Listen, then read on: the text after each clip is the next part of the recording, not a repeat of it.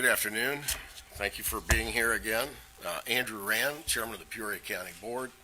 Appreciate our local media and level of cooperation you're providing to public officials, in particular the health department and all the organizations involved in the emergency operations planning for COVID-19. Without your support, I don't think we would be able to get the cooperation that we have engendered from the public over this last 2 weeks to the level we've been able to achieve.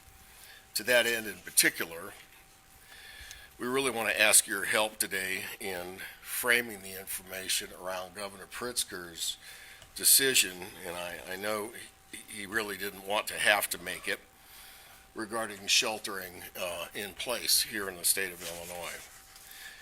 But it's a good thing. It's really a good thing. The best method to stop the spread of anything as contagious as this virus or any other is to minimize contact with people. And at this stage, we're all being coached to assume we have it and everyone else has it. Therefore, close contact with folks is just not a good idea if you intend to contain the spread. And that's what the governor, all the other state officials and us here in Peoria County want to communicate to you today. Let your families know that everybody's going to be okay. We don't have to rush out to grocery stores. We don't have to fill every gasoline tank we have in the garage up. We just have to take our time and enjoy the fact that we're all in this together. Nobody's going to get to the end of the epidemic sooner than the next guy. Let's just be calm and take our time. I took my dog for a walk yesterday just for the pure relief of taking my dog for the walk and finding some sense of normalcy. And all of us have routines that perhaps we've gotten away from that are quite helpful. Charging to the grocery store isn't one of them. We're going to continue to have access to all the essential services we get on a non-shelter day. Police, fire, EMS, our hospitals, grocery stores, gasoline, doctors, all the essential services that we're enjoying in the United States are still going to be there Saturday, Sunday, and all next week. None of that changes. In particular here in the Tri-County, because we have such an extraordinarily fine medical community, our healthcare needs are going to be met by all of the experts that we've come to enjoy during regular times, and sheltering in place should be no put upon anyone. And if you're worried about the accessibility to medical care, it's running around the clock. I had 4 conference calls today about it, and all systems are still go. Where we live in this country, in particular in this state of Illinois, we're very well situated to have access to all the daily needs. Our transportation infrastructure is great. Our communication infrastructure is great. Our healthcare infrastructure is great. The various programs in our community that help support folks who may have unique needs is strong. Our nonprofit sector is tough, outstanding, and resilient. And our local media is too. So I appreciate the chance to just tell you as today's official, and on behalf of Mayor Artis and Chairman Zimmerman and Chairman Krug, if you have needs that are unmet, try dialing 211 and see if we can get you connected to those services. We're all in this together, and I thank you for all of your efforts to disseminate information to our public. Thank you. I think Monica Henderson will follow me, our famous cog.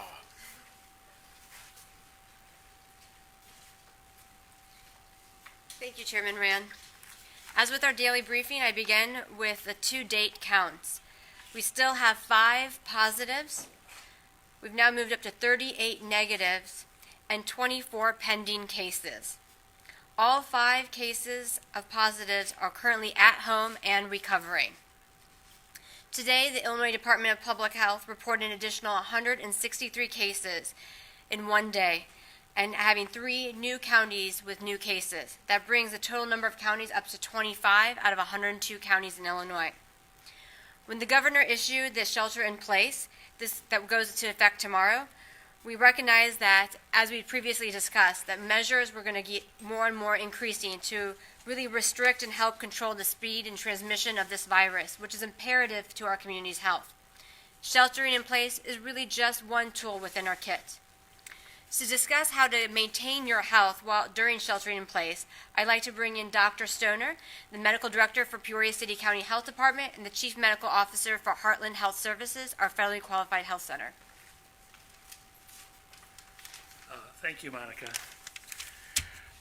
I'll try and keep my comments a little briefer than I planned on because I know people have a lot of questions for Sheriff Asbell about all the self isolation and everything. So one of the messages I want to give is that there's things that we can't control. Like we can't control our age. I wish we could. I would back off about 20 years. But there are things that we can control, and so when we're home, as most people will be, we really want to do things right now that are going to optimize our own health.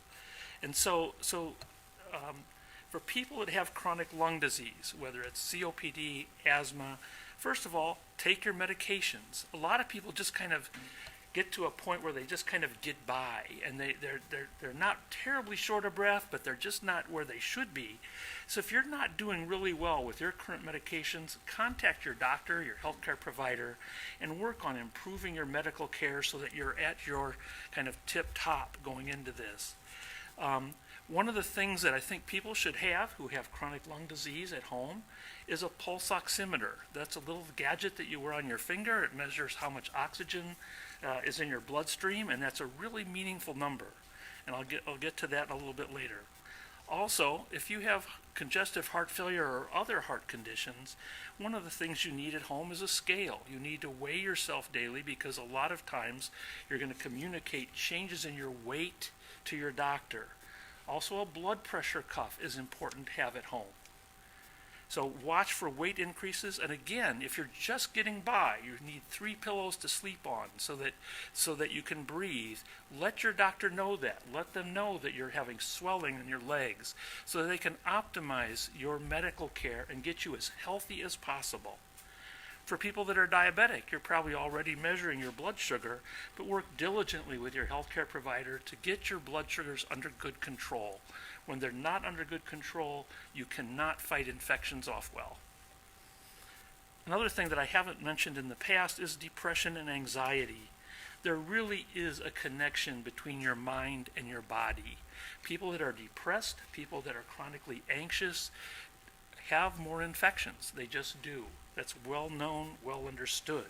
So contact your healthcare provider, seek counseling, and if you need medication, get medication for that.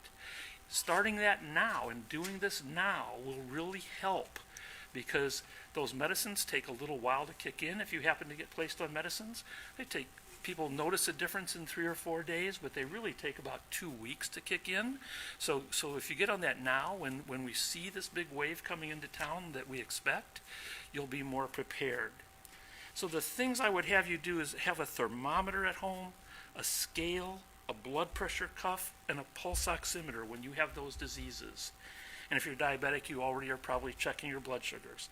We shopped around to see how much these cost because if you don't have any of them, you can get all those things for about $50. So one of the things that's going to happen in medical care locally is in trying to keep people out of the doctor's offices and out of the emergency departments is more telemedicine. You'll be communicating more with your doctors over the phone. If you have Skype or Zoom or other things like that, doctors' offices may be able to handle some of those technologies, but you'll be talking more over the phone and doing some of these adjustments. So get ready for telemedicine, and it means so much more to a doctor if you call up and say, I have a temperature of this, I have a blood pressure of this, I have a pulse of this, my blood sugar is here, my oxygen level is 96%. If they know that going into the discussion with you about what's going on, it means so much in being able to take care of you at home. So be ready for telemedicine. It is on its way in town very quickly. Do your best to optimize healthcare because when you do, you're really decreasing your chances of ending up in the hospital. You're decreasing your chances of ending up in an ICU. You're decreasing your chances of ending up on a ventilator. Thanks.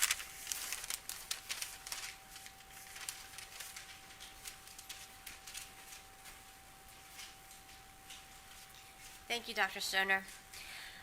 With the announcement from the governor, there is, of course, a lot of questions about a person's ability to get around and what does that mean. So locally, I'd like to introduce Peoria County Sheriff Bryan Asbell to talk about the law enforcement's perspective on this.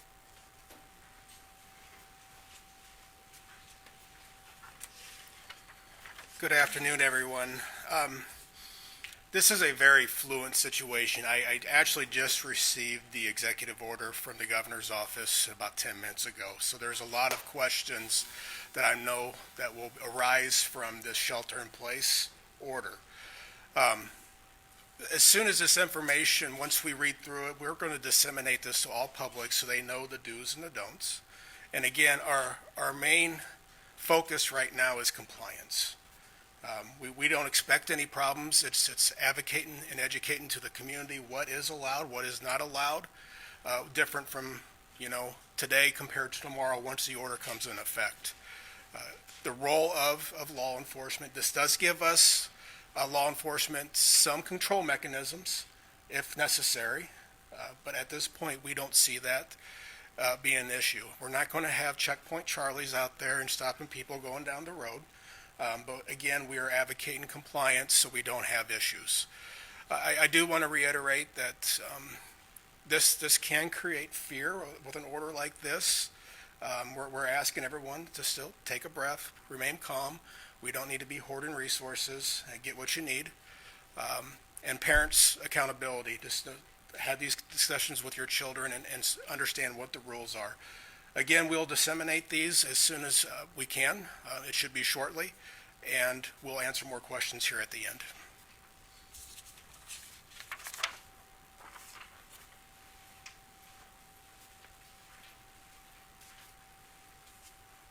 Thank you, Sheriff Asbell. The shelter-in-place includes grocery stores as an essential service. And while we ask individuals to minimize movement, please also recognize the fact that buying food in bulk is a privilege. Individuals in our community, many cannot afford to buy food in large quantities for extended periods of time. A wonderful example is our WIC program, our Women, Infants, and Children program. This USDA program provides pregnant women and women postpartum, as well as children ages 0 to 5, the ability to have nutritious food. Food that is allowed by WIC is properly displayed in grocery stores, and we are finding that oftentimes with bulk buying, which is, again, is a privilege, these items are quickly running off the shelves. So to speak more about whether or not there is really a need to buy bulk are from our HyVees here locally. Elise Scheil, store director of HyVee Sheridan Village, and Eric Garst from Grand Prairie HyVee.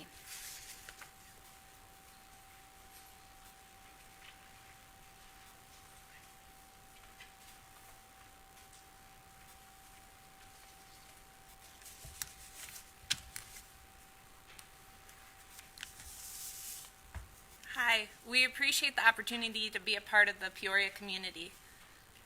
And we want to communicate that HyVee will be here in every way we can be for the next few weeks and beyond. HyVee is 90 years old and our core is deeply rooted in community. We know that folks are concerned about product supply, and Elise and I are here to communicate that HyVee is working diligently with suppliers around the clock to accommodate the increased demand.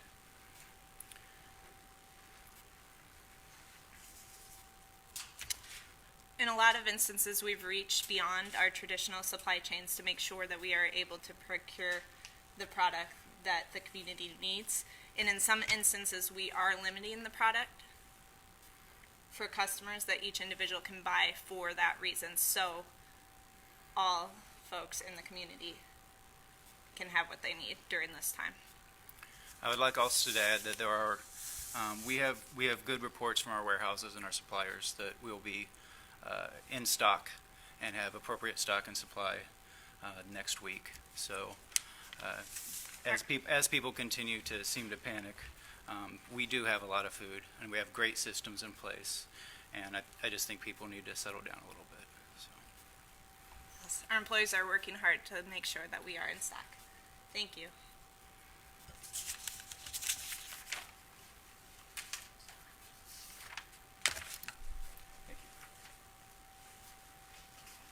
So we will open this up to Q&A, again, recognizing that we're still doing the social distancing. More so, we have everyone in our green room, so to speak, and please give us time to bring them forward. So, May I have a question for Sheriff Asbill? okay. Is there any questions for me? Can I say you repeat the figures again now in our area, the negative and pending? Let me grab my sheet of paper if you don't mind.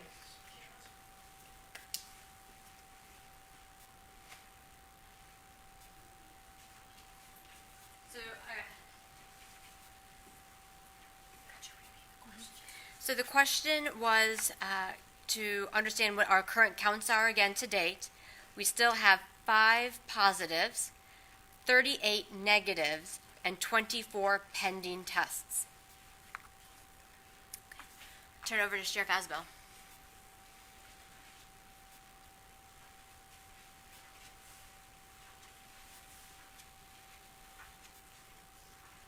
With everything that's going on, do you see an increase in violence in the county or in the Tri-County area? Just because some people, they may want food, they may not have it. People are buying food off the shelves, as the managers from HyVee just said.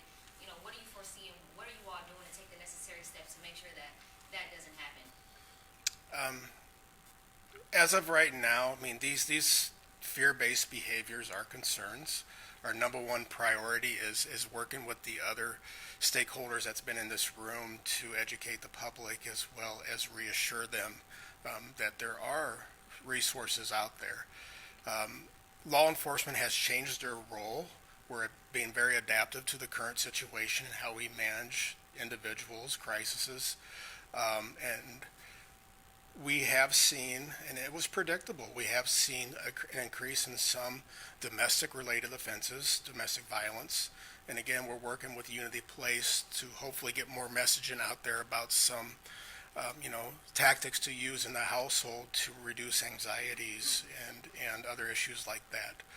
So all this, some of these behaviors are predictable, but again, we're just asking for compliance. And if someone is in a situation where they need assistance, make that call prior to, doing something or lashing out. That is the role of law enforcement right now, to help our community members. Are your officers taking extra precautions when they go out to scenes, like keeping 6 feet distance and et cetera? Absolutely.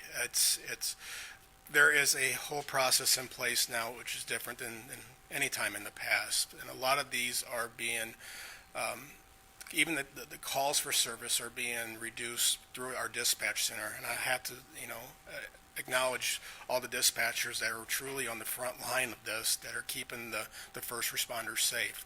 So we know typically if it's a call for service, what type of conditions we're going to, whether or not this could be just a fire EMS related call or a law enforcement call.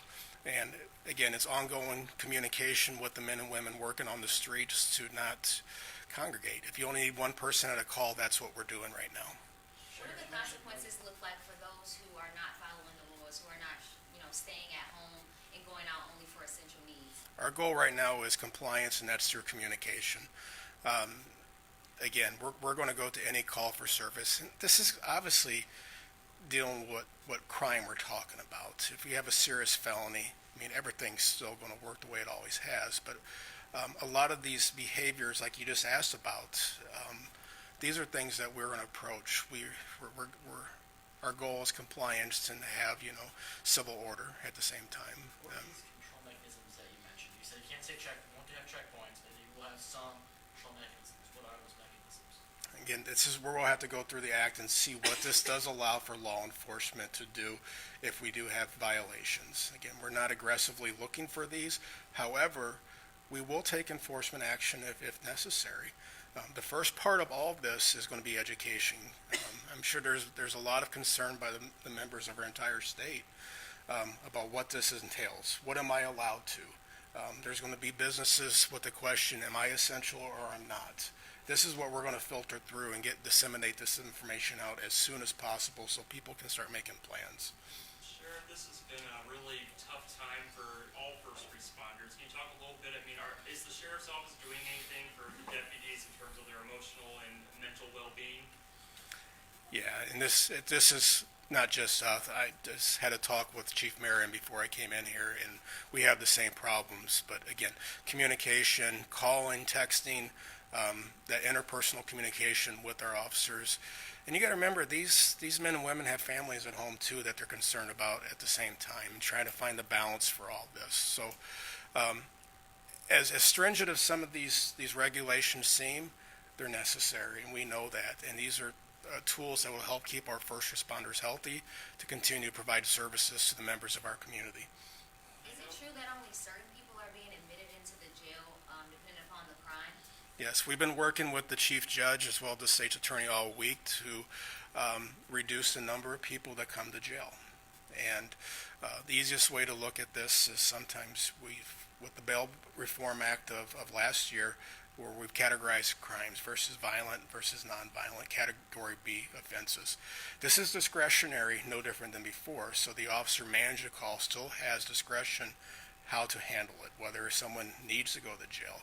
We're just asking, law enforcement, I guess the best way to describe it right now, less is better coming into the facility.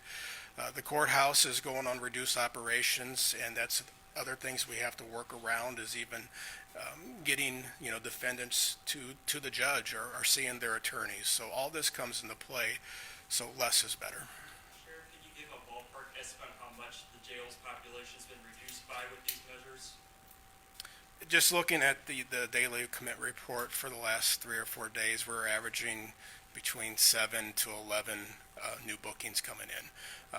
Custodial arrests, still non-custodial arrests, which is, basically a summons that's done on the street, are still being applied. And where's that compared to where it might usually be? Is that about average or? No, this is an obvious reduction, and we're intentional in our actions, again, to bring less people into the correctional institution. Jails and prisons are considered high-risk environments because they are contained environments, so less is better, again. Can the jail reasonably do a social distancing or a 6-foot rule for inmates? Is that even possible? Well, actually, a jail is built for quarantine. Jails, you have your cells, you have your day rooms. We're spending a lot of time to educate the detainees. There's a lot of fear inside that building too when you are limited with access for information. And unfortunately, we had to stop all of our programs and services. And these are necessary actions that we took, but it builds anxiety too. So much of what we're doing right now is communicating with those and trying to establish lines of communication so they can talk to their loved ones. Have you all seen a drastic change in behavior from inmates since canceling those programs and since they've been hearing about everything going on outside? Not yet. This started here within the last couple of days. For right now, no, there's not drastic, but again, we have people in place that are, dedicated just to, having these conversations and trying to keep the temperature down. Sure.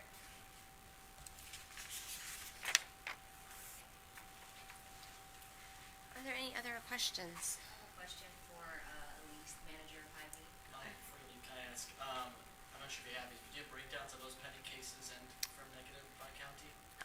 Not with me. We'll have them at the larger rollout from our public information group as well. And that does remind me, on Saturday, we don't expect to have a daily briefing as well as a Sunday. If anything changes, we will inform all of you through our Joint Information Center, but we will still keep to date the current number of cases, those that were negatives and those who were pending. We will release those on both Saturday and Sunday for you as well.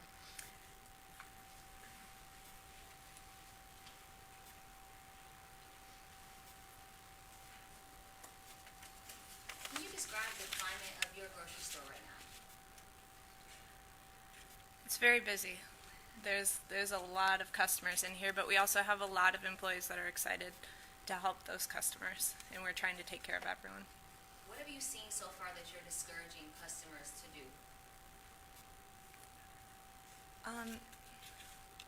We are trying to accommodate in the best way we can all the customers, but there are products that if people throw like 10 in their cart, we're going to say, hey, we're only going to allow you to buy one of those certain items, such as, depending on the day in our supply, water, toilet paper, all of those items. We are getting those on a regular basis. We have multiple trucks a week. We are getting more of that, and it's being rationed throughout the company in the same way, because we do have a supply, and we will be in stock for the weeks to come. Is certain food being restricted? Obviously, you mentioned toilet paper, water. We also see truck route that goes really fast. Are other things being restricted beyond the water and the paper supplies? We're really vetting where we get our meat because it's really important, like the quality, and we know the community trusts us and the products that we have. So we have found that being said, we have found other suppliers for meat that we've vetted through our corporate office so we can continue to be in stock in those categories. So we haven't really been limiting those. So right now, is it only water or paper goods, or is there other things you've seen in stores that you've think of? Off the top of my mind is like the bread aisle, the paper aisle, and water. And like I said, we have a bakery that is producing bread as well, and we've been putting that in the commercial bread aisle. So Diapers and baby products a concern right now for flying off the shelves?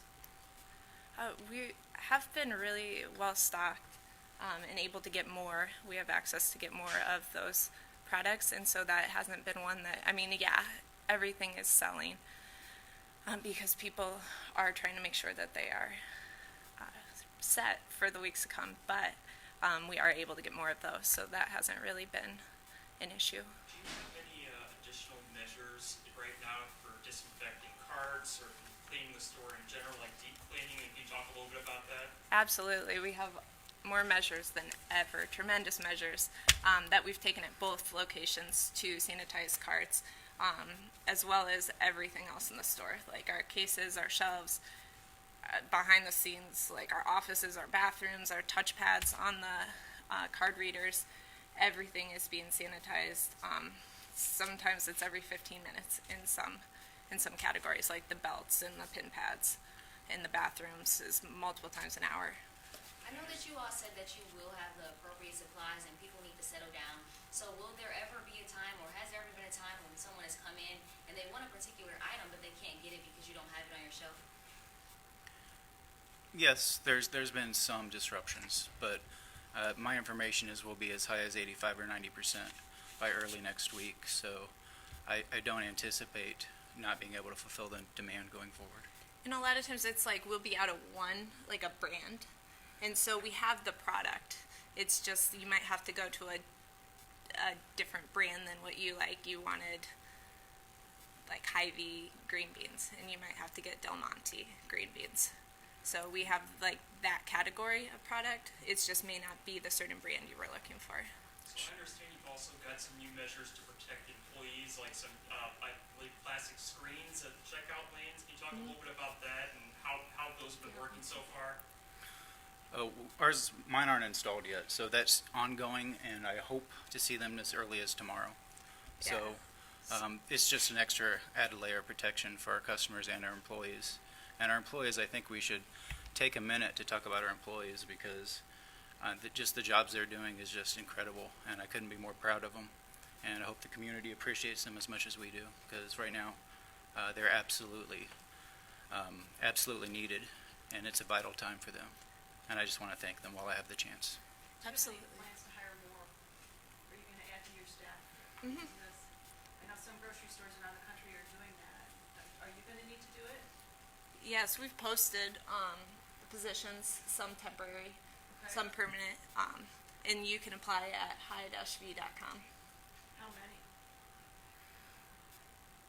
You know? I'd say for my store right now, I'm looking for at least 10 people. 10 people? Yeah, And maybe you're up the to Sheridan 15. store? I'm the Sheridan You're store. the Sheridan store.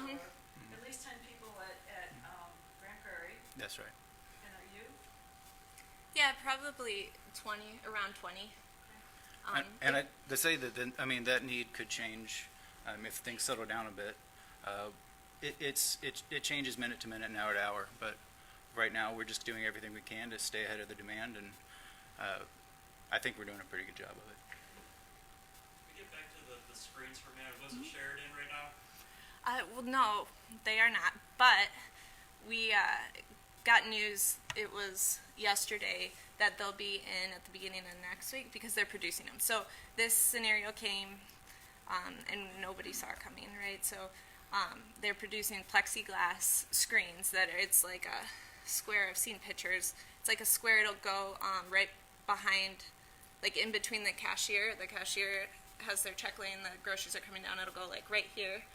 So it's not like they're fully wrapped in it, but it's just a nice little screen of protection between the customer to protect them as well as the cashiers, because they are willing to be out there on the front lines. The reason it took so long is honestly, obviously, we had no idea we needed them, and we had to contract specially with somebody to make them for us and manufacture them. So And originally they were supposed to be here a couple days ago, and the ones in Des Moines are done and installed.